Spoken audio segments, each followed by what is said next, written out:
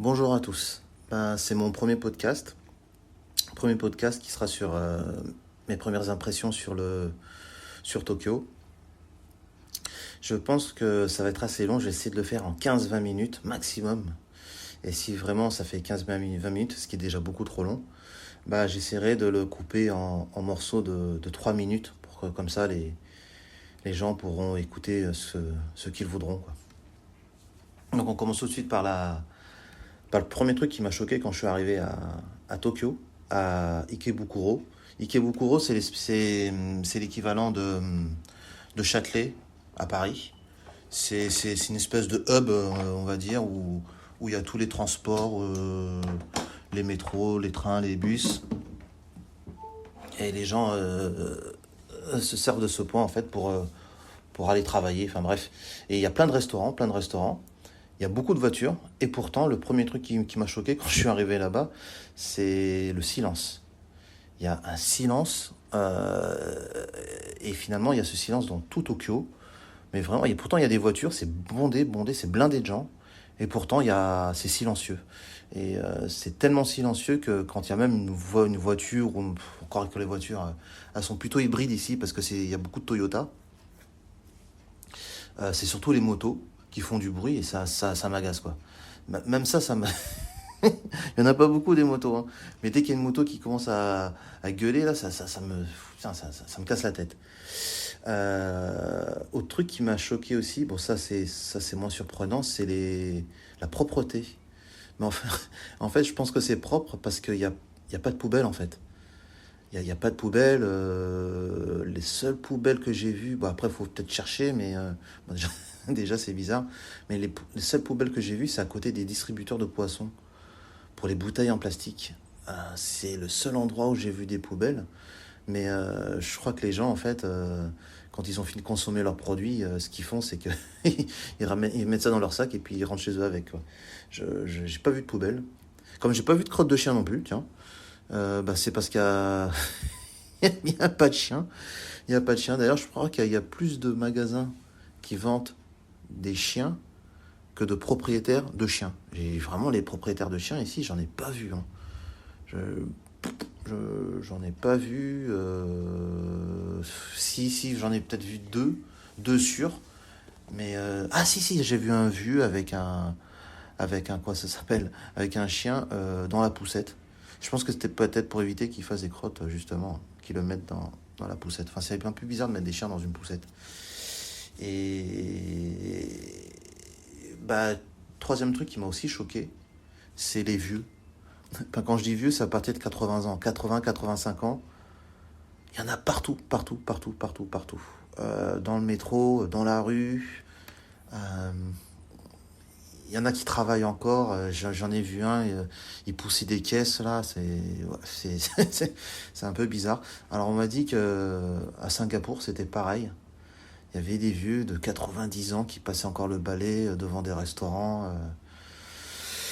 Ouais, c'est un peu bizarre, quoi. D'ailleurs, je pense que la France... Enfin bref. Euh,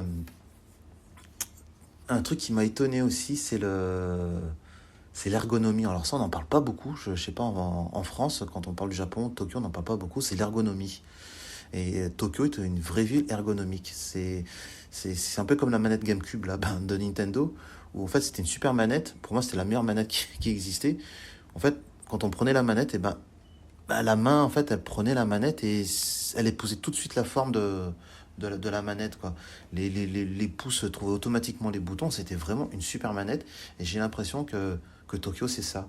C'est-à-dire qu'on voit les poignées dans les métros. Elles sont ergonomiques. Il y a des poignées, même des longues poignées, en fait, qui sont encastrées au bord des portes.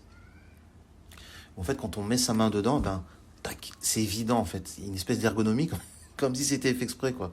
Et en plus, elles prennent toute la hauteur de, de la porte pour que les petits en bas ils puissent aussi s'accrocher. Ça, c'est vraiment génial.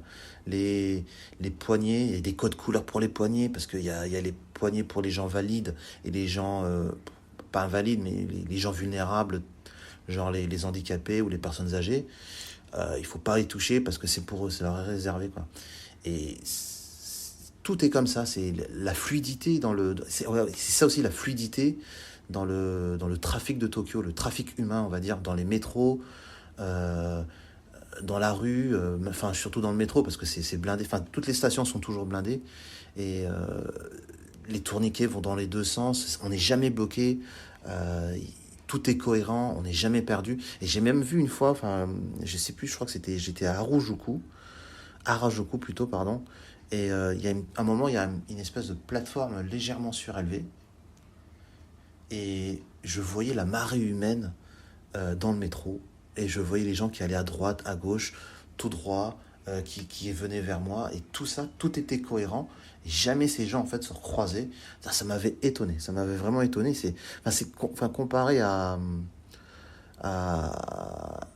Châtelet, je vais revenir à Châtelet, mais bon, voilà, on va changer un peu, on va dire le bordel qu'il y a à République ou à la gare Montparnasse, quoi. C'est pas du tout pareil, quoi. Il n'y a pas de gens qui voient contresens, il n'y a pas des gens qui emmerdent les autres. Non, non, non, non. Là, c'est fluide, il n'y a pas de point bloquant, tout est fluide. Et Tokyo est comme ça. Même sur le trottoir, ça va dans un sens, ça va pas dans l'autre. Il y a un sens pour ces gens-là, il y a un sens pour l'autre.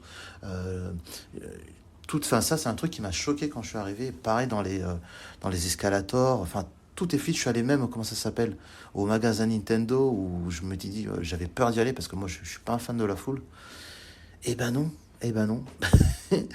Encore une fois, c'est cohérent. Les gens vont dans un sens. Enfin, le magasin est fait pour que bah il n'y ait pas de rassemblement ou que les gens puissent passer de manière fluide. Ça, c'est vraiment pratique au Japon. D'ailleurs, à propos de transport, j'ai passé le test de l'étranger. Est-ce que les étrangers vont est-ce que pardon les Japonais vont s'asseoir à côté de moi? Et ben en France, on dit souvent que les Japonais ne s'assoient pas à côté des blancs et des noirs parce qu'ils sentent le fromage et qu'ils sentent la transpiration. Bah, déjà, premier constat, bah, les Japonais transpirent, hein. Moi, j'ai vu, j'ai vu de belles auréoles là quand les mecs ils levaient les bras là pour s'accrocher justement. Et ben, j'avais de belles auréoles sous les bras, hein, dans le dos aussi, un peu sur la poitrine.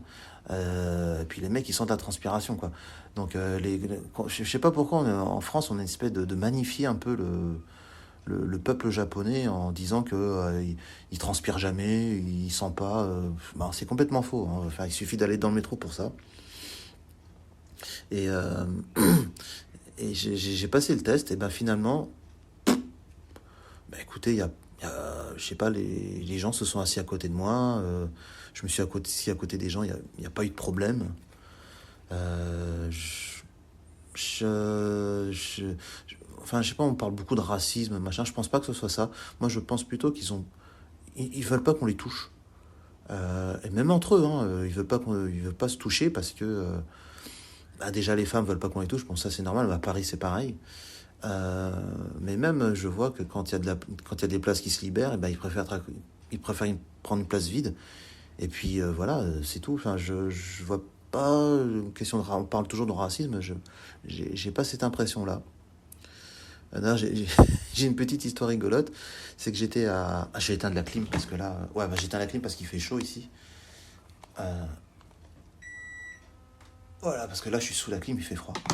Et je rentrais, je sais plus quelle station c'était. Je crois que c'était Shibuya. C'était blindé, blindé, blindé. Le wagon était blindé.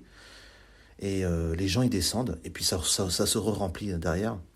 Je rentre et puis je vois un mec, un mec qui était tout seul sur la banquette. Les- C'était un blanc, hein. Il était tout seul sur la banquette et les gens ils étaient autour de lui debout. Ils voulaient pas s'asseoir à côté du gars, hein. Ils voulaient pas s'asseoir à côté de lui. Du coup moi je me suis assis à côté de lui. Il m'a regardé, j'avais mon masque, hein. Il m'a regardé et on s'est souri quoi. Genre, même quand il y a personne, les mecs ils veulent pas s'asseoir à côté d'un étranger, quoi. Euh, D'ailleurs, dans le métro, c'est bien aussi de voir que dans le métro, il y a on voit qu'il y a un gros pouvoir d'achat quand même euh, à Tokyo, hein. Enfin, j'ai vu une gamine avec un brillant. Ça m'avait étonné. Enfin, voir une gamine avec ce type de sac. Enfin, quand je parle du brillant, je parle du brillant de Delvaux, hein, je parle pas d'un diamant, hein. Voir des gamines de cet âge, elle était jeune, hein, bon, peut-être, elle avait peut-être en dessous de 18 ans d'ailleurs, hein. Mais voir cette gamine avec ce type de sac, moi ça me choque tout le temps, hein. Ça fait un peu bizarre. Mais bon, il y a de la thune ici, hein. J'ai vu des mecs avec des Creepers Gucci, j'ai vu un mec avec une Nautilus au poignet, j'ai vu pas mal de femmes avec des garden party, des Louis Vuitton, tout le monde a du Louis Vuitton ici, j'ai envie de dire dans le métro en tout cas. Enfin, c'est vrai que comparé au métro de Paris, c'est très différent, mais ça veut peut-être aussi dire que les gens, en fait, on peut aussi aborder le problème de l'insécurité, c'est que les gens, ils n'hésitent pas à sortir leurs belles affaires de valeur parce qu'ils savent qu'ils ne craignent rien dans le métro. Contrairement à Paris où enfin, j'ai vu quand même des gamins jouer à la Switch dans le métro, quoi. Enfin, ou à Paris, des enfants peuvent jouer à la Switch dans le métro, quoi. Enfin, c'est bizarre, ce qui fait que le- la sécurité au Japon n'est pas un mythe, hein. Euh, D'ailleurs, ça fait penser à cette... je sais plus comment il s'appelle ce mec là. Comment il s'appelle? C'est un mec là, c'est un grand là. Il était allé en prison là, en Roumanie. C'est un Américain, il était en Roumanie, il était en prison pour proxénétisme. Finalement, ils l'ont relâché, il n'y avait rien du tout. Euh... Comment il s'appelle déjà? Hum, son père, c'est un grand maître international d'échecs là. Ah putain, merde, comment il s'appelle ce mec? Il est très agressif quand il parle. Ah putain, merde, comment il s'appelle? Enfin bref, il disait que parce qu'actuellement il vit à Dubaï, et il disait que Dubaï était un excellent endroit pour que les femmes, les filles puissent vivre. Parce que justement, le taux d'insécurité est très faible. Et qu'à l'inverse, c'était pas forcément une super idée pour y élever des garçons parce que ça les ramollissait, quoi. Et je me demande si le Japon n'est pas comme ça. Enfin, Japon, ouais, on peut peut-être étendre tout ça au Japon. Euh, mais bon, je trouve que c'est quand même très agréable de vivre dans un pays où on n'a pas à se soucier de ses affaires, de ce qu'on porte, est-ce qu'il faut sortir le téléphone ou pas. Je me souviens que j'ai été allé au Brésil, c'était en 2017, et j'étais allé à Pavuna et à Madrugada. Alors je recommande pas, hein, faut pas le faire, hein, y allez pas, hein, c'est dangereux. C'est le terminus de la ligne verte à Rio, tout au nord. Et c'est chaud. Et c'est très très chaud. Et c'est marrant parce que physiologiquement, biologiquement, on sent à l'intérieur de nous, en fait, tous les, toutes les alertes, en fait, qui clignotent, quoi. C'est exactement l'inverse, d'ailleurs, qui se passe à Tokyo. C'est que toutes les alertes sont muettes, quoi. Donc, ouais. Donc, je pense que c'est très safe. Je pense d'ailleurs que pour les femmes seules, c'est l'idéal. Alors, je pense que les pays safe, c'est d'ailleurs les pays où les femmes peuvent voyager seules. Enfin bref, j'ai dit que j'allais faire court et puis en fait, je suis en train de m'étaler. Euh, je trouve que les Japonais aussi sont beaux. Les femmes sont belles aussi. Euh, elles sont bien habillées. D'ailleurs, c'est bizarre parce qu'en France, on a tendance à, je sais pas pourquoi d'ailleurs, d'où se vient ce truc de mettre toujours les femmes habillées comme des lapins. Je comprends pas trop non plus. Enfin, c'est n'importe quoi. C'est pas du tout le cas. C'est même l'inverse en fin de compte parce que je trouve que les femmes ici les filles et les femmes sont habillées de manière très classique. C'est-à-dire c'est plutôt derrière les garçons qui s'habillent de manière extravagante, avec des cheveux de toutes les couleurs. C'est plutôt les garçons en fait. Enfin, je sais pas pourquoi. Mais les femmes, ça m'a étonné. Les asiatiques, c'est pas trop ma came. Et j'ai trouvé que les japonaises étaient très jolies. Et ça fait penser d'ailleurs que autour de moi, on disait, enfin il y en a qui disent que les Thaïlandaises, les Cambodgiennes, les Laotiennes, enfin surtout les femmes d'Asie du Sud-Est, hein, en général, c'était le bas du panier de, des femmes asiatiques. J'ai même entendu une fois le fond de la cuve.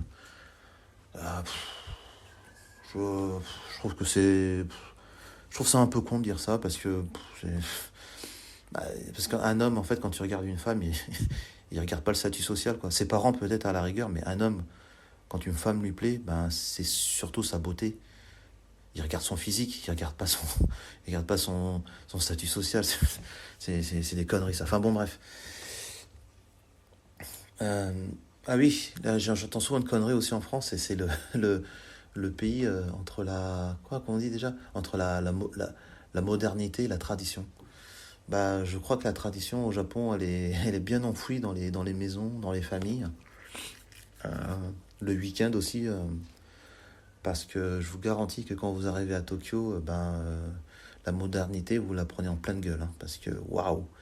Je sais pas si vous voyez, dans Blade Runner, on voit des écrans, de la pub, bah, c'est exactement pareil, hein. Il manque plus que les voitures qui volent et c'est bon, on est dans Blade Runner, hein. Et tout est high-tech en fait. Tout... Alors, pourtant, ils se sont pas séparés du cash, hein. D'ailleurs, ça fait penser que dans les restaurants, et ça participe d'ailleurs aussi à la fluidité de Tokyo, c'est que dans les restaurants, il y a pas de serveur. Il n'y a pas un mec qui vient vous dire, ouais, tiens, tu veux quoi? Non, non, non. Il y a un pupitre, un tableau, il y a le menu en anglais, ou pas d'ailleurs, et vous choisissez ce que vous voulez. Vous payez, ça sort un ticket, il y a un écran, et votre numéro, et vous attendez en fait que votre plat soit prêt, et vous allez chercher, vous allez manger à votre place.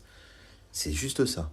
Et ça, c'est assez répandu dans pas mal de restaurants à Tokyo, surtout à Kebukuro. Et donc, il y a plein de choses comme ça. Les toilettes, j'en parle même pas. Les salles de bain, bah, chez moi, chez moi, c'est génial ça. J'ai un miroir en fait. Quand je commence à prendre ma douche, et ben, en fait, il y a un détecteur qui ressent en fait la buée, ce qui fait que ça s'active un chauffage sur mon miroir, et du coup, j'ai pas de buée. Quand je me regarde, bah, je peux me voir en fait. J'ai pas à essuyer la buée. C'est hyper pratique.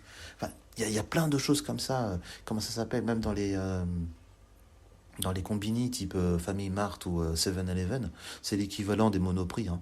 Bah, les Monoprix, c'est l'âge de pierre, hein, comparé au 7-Eleven. On met sa carte, boum, c'est payé direct. Enfin, y a pas besoin de se casser la tête. Et c'est tout Tokyo est comme ça, et c'est génial. Ah ouais, alors forcément, quand je suis arrivé à Tokyo, un des premiers trucs que j'ai regardé, c'était le prix des loyers. Parce qu'on souvent en France, on dit que on essaye de coller, hein, j'ai l'impression, les problèmes de Paris à Tokyo en disant que c'est la même chose. Je crois pas qu'il y ait un problème de demande. Je crois pas qu'il y ait un problème d'offre, pardon. Parce qu'il y a beaucoup d'offres. Je pense que le prix est dû au prix des matières premières. Et ça, enfin, le prix de l'acier plutôt. Le prix de l'acier. Parce que je me suis approché une fois d'un. Il y a beaucoup de travaux ici, hein. Bon, pas autant qu'à Paris, mais il y a beaucoup de travaux. Et une fois, j'ai vu une poutre de peut-être 8 10 mètres de long, qu'une grue, en fait, déposée dans un trou. Et je me suis approché un peu du trou, et je voyais une espèce de maillage de poutres d'acier entremêlées les unes dans les autres. Et je pense que c'est ça, c'est ce qui était fait, je pense, pour tenir la maison, bah, pour résister au choc sismique. Et je pense que c'est ça qui coûte cher. Je pense que c'est la consommation d'acier. Et le Japon est numéro 2 dans la consommation d'acier mondial. Forcément derrière la Chine et devant les États-Unis. Le Japon consomme plus d'acier que les États-Unis, hein. C'est quand même fou. Alors que c'est beaucoup plus petit. Et quand on regarde le prix de l'acier, quoi que je crois que j'ai regardé, enfin, je ne vais pas regarder là maintenant, mais quand j'ai vu une fois là, le prix de l'acier il est plutôt bas. Bref, je pense que si le prix de l'acier est... Enfin, si le prix de logement au Japon est cher, c'est parce que le prix de l'acier, c'est parce qu'il y a une grosse consommation d'acier. Je pense que c'est uniquement ça. Et en plus, les maisons ici ne sont pas collées les unes aux autres comme en Europe. Il y a peut-être 1 mètre d'écart entre chaque maison pour éviter justement pour éviter qu'elles se touchent lors des tremblements de terre. Donc en fait, à chaque fois, il faut faire des fondations. Pour chaque construction, pour chaque maison, il faut faire des fondations et consommer énormément d'acier, quoi.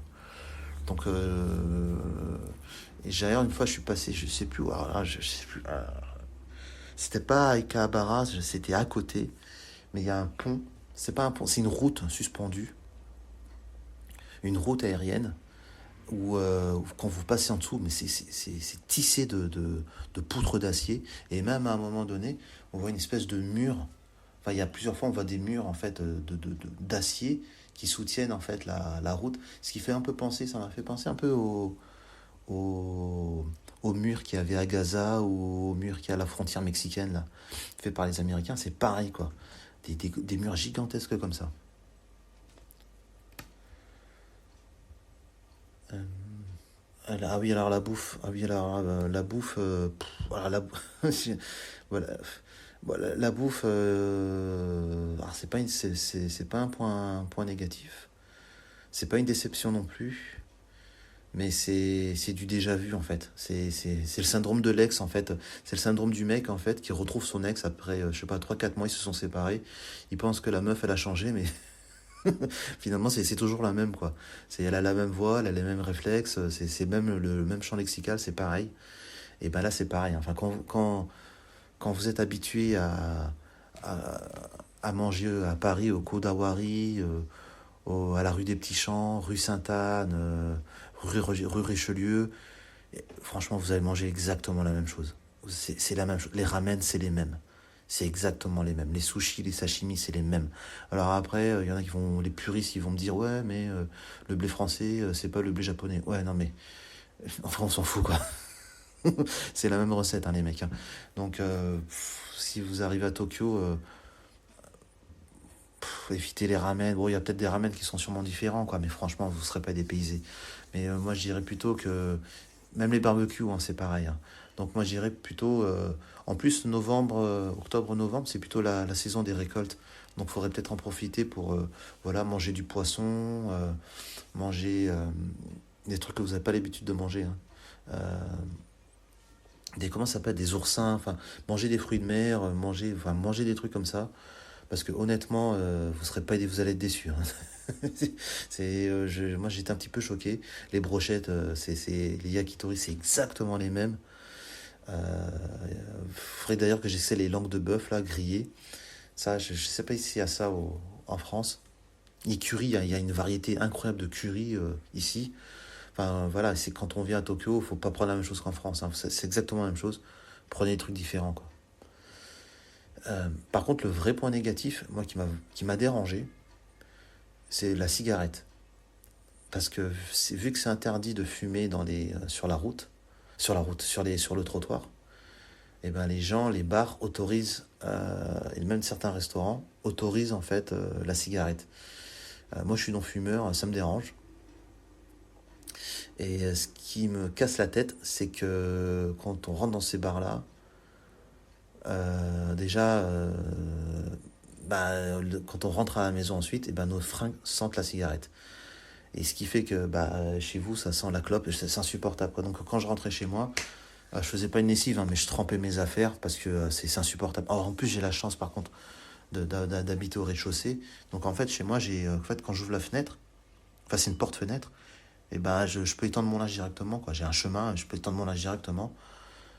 Mais franchement, si vraiment vos fringues sentent la clope, il faut me passer comment ça s'appelle, faut faire une machine, quoi. C'est casse-tête, quoi. Franchement, ça c'est un truc, ça c'est un vrai point noir à Tokyo, quoi.